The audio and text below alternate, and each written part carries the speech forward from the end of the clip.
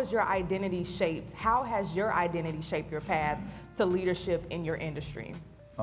Great question. I think with me being so young, especially being in wealth management and not seeing a lot of people that looked like me, I had to be comfortable with my identity first. We all know, I'm in here with my people, so we all know sometimes when you're in a certain room, there's a code switch that comes out. And I had to learn that Jamal himself was enough, and that the education that I built as I got into this role was enough to represent me. I didn't have to change my voice. I didn't have to do any fake laughs or fake smiles. So what helped me become a leader now is that I'm taking what I've learned in this short amount of time and looking at young African-American men who look like me, who want to be in my industry, and telling them, before you start to build this persona that you think you need, right, to be what's considered a financial advisor or wealth management, become comfortable in yourself and know that you're enough. So I think that's the role that I've took on over this short time of, like, as far as leadership within the role that I do. I love that. So let's stay right there. So when it comes to confidence, confidence doesn't always come easy. Was there a defining moment that made you realize I can do this and I belong in this room? Yeah, and it's funny. So in my job, we have monthly meetings with an entire team, and I don't know who's familiar with Wolf of Wall Street. Have people seen Wolf of Wall Street before? Okay, just want to make sure before I make a weird reference. It's a whole bunch of people talking about stuff like bibs and this high level. And when I first started the industry, I didn't know what any of this stuff. It was like Spanish to me. So I would be afraid when we had these monthly meetings to even converse. I didn't even want to tell them what I was doing with my family because I thought these conversations would come up. So as I got into the industry, as I created more business, started having actual conversations with my clients, I realized, like, that's kind of just like ego talk. You don't really, like, this is about building relationships, making sure that you're taking care of people, their goals are fully funded, their dream. Most people don't care what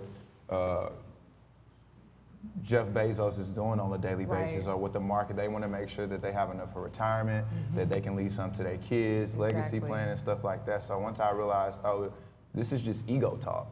It helped me become a better advisor because I was able to go in there and be myself and say, I might not know, I do now, but at the time I might not know about BIPs or GDI or whatever the case may be, but I'm doing great in my business because I have a great relationship with my clients. So that's when my confidence changed. I love that. Now I want to take you back to you, Zach and Cody. Listen, I'm a Gen Z, okay? I didn't make the millennial mark, so I remember growing up watching Zach and Cody. So what was your defining moment for you? Where did that confidence come from? How did you use it to amplify your career?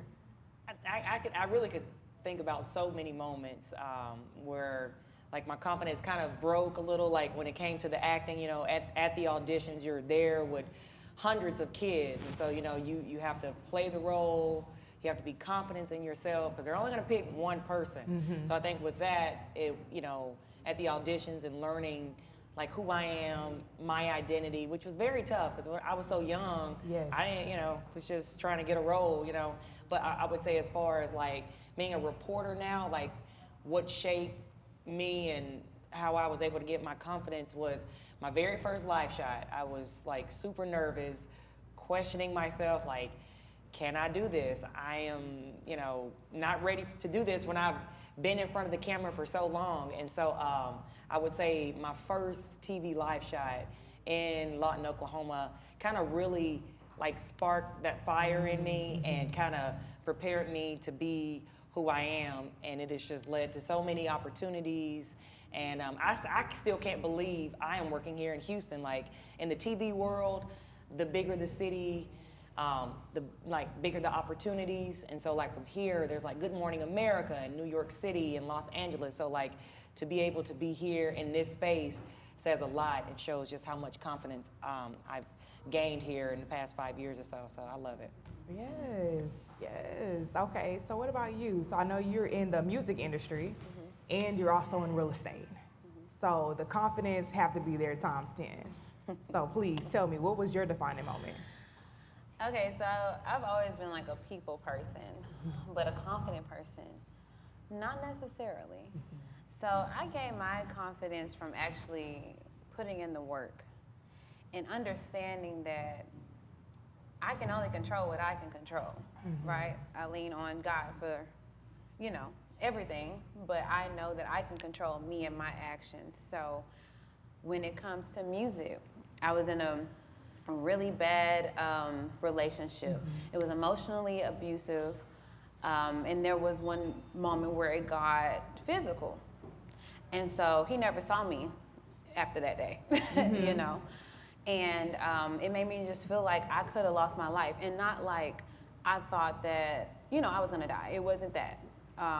It was more so I stopped doing the things that I desired in that relationship.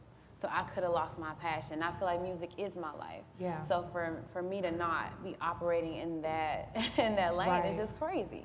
Right. You know, I had lost a bunch of weight prior to the relationship, and then I gained it back. Yeah. So when I say losing my life, I mean like losing myself and the things that I need to be doing to be the best version of me. Right. So I started from ground zero. Yeah. I was like, oh, okay, so I couldn't do my music like that, so I'm gonna get a artist development training. So I got in artist development, I got in vocal lessons, I got a trainer for my body, you know?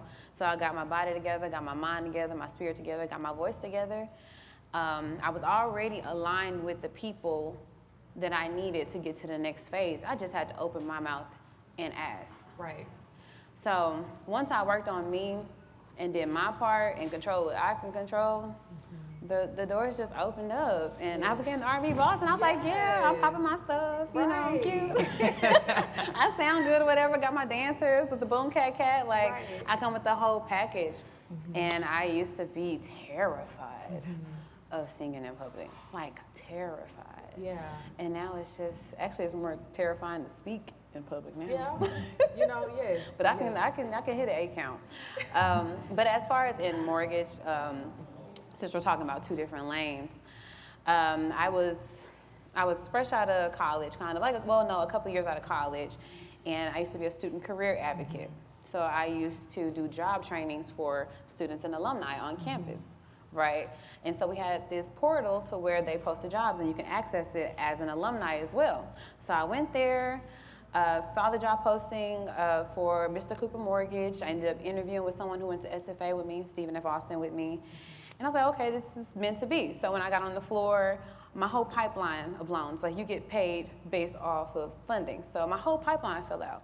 And I'm like 24, 25. And my mindset was just like, well, if this 40-year-old male, if this 50-year-old woman, 30-year-old man, if they're all able to accomplish this and make good income here, then I can do it too. Right, right. I got a couple different jobs. I drove Uber. I worked overnight at a bar just to be able to keep my job, rebuild my pipeline, and then I think like the next month I was #1 in the company. Yes. Out of 2 different, what do they call it? Divisions. Divisions. Right. So all that to say, I've always just persevered, honestly, and I gained my confidence, honestly, from struggle and foundation. Right, you know? Struggle and foundation is it's a lot. Yeah. We can go into that deeply. I know we're going to get ready for part 2. But thank you guys so much for the amazing value that you added on this couch today. How y'all feeling out there? Y'all feeling pretty good? Okay.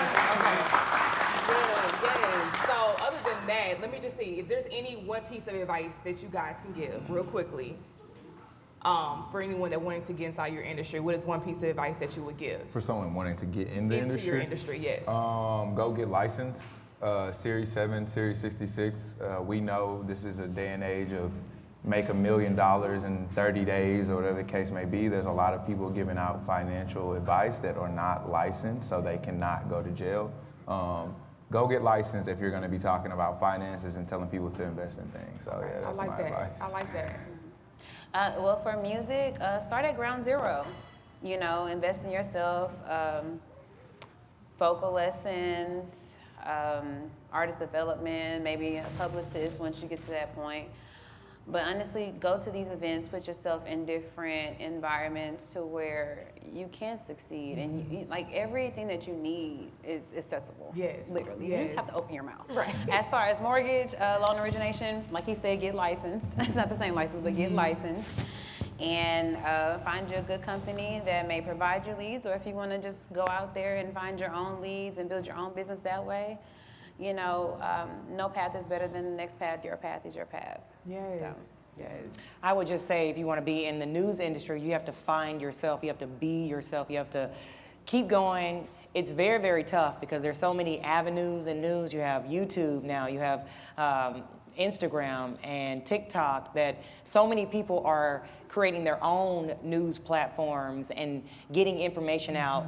Everything has changed now. You don't have to wait until 6 o'clock to learn about, the big event that everybody already knows about. So people are constantly watching news on their hand. It's in their hand. They're creating their own news. So I would just say, be yourself, find your purpose, and follow your story, and it'll open up so many opportunities for you. Once you find your audience that loves you, you'll take off.